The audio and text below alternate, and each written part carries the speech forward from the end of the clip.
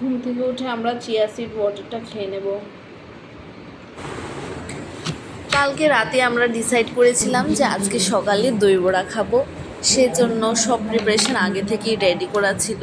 আমি উঠে ফল কেটে একটু আপেল খেয়ে নিলাম, দিদির জন্য ব্রেকফাস্ট রেডি করে ওকে দিয়ে দিলাম। তারপর আমি চলে এলাম ব্যাটারটা থেকে, আমি একটু একটু করে দই বড়া বানাতে শুরু করলাম। কড়াইতে তেল গরম করে আমরা এরকমভাবে বড়াগুলি ছেড়ে দেব। একে একে অনেকগুলি বড়া ভেজে এটা ফ্লেভারড ওয়াটারে ঢেলে দেব। করে ভেজে নেব আমরা, এইরকম হবে আমাদের দই বড়াগুলো।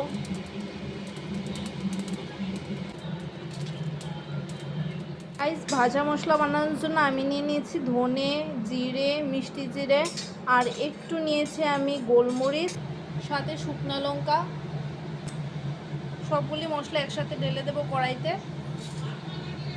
তারপর টোস্ট করে গুঁড়ো করে নেব, তাহলে ভাজা মশলা রেডি হয়ে যাবে। আমি দই বড়াগুলিকে একে একে চিপে প্লেটে নিয়ে নেব।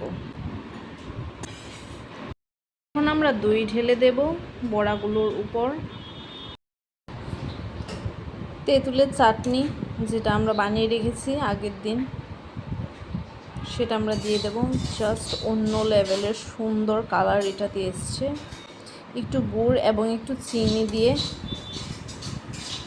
তেঁতুল ভিজিয়ে জলটা দিয়ে বানাবেন খট্টা মিঠা চাটনি।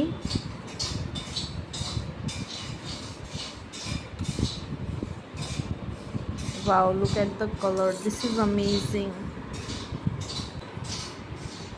সেটা আমরা দিয়ে দেব একে একে, দিয়ে দিচ্ছি। তারপর একটু পিঙ্ক সল্ট বা বিট লবণ স্প্রিঙ্কল করে দেবেন। তারপর এর উপর স্প্রিঙ্কল করব ভুজিয়া।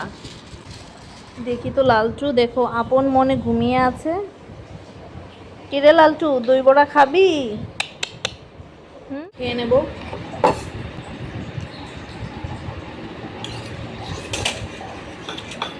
অসাধারণ হয়েছে খাবারটা, আপনারও বাড়িতে অবশ্যই বানিয়ে খাবেন।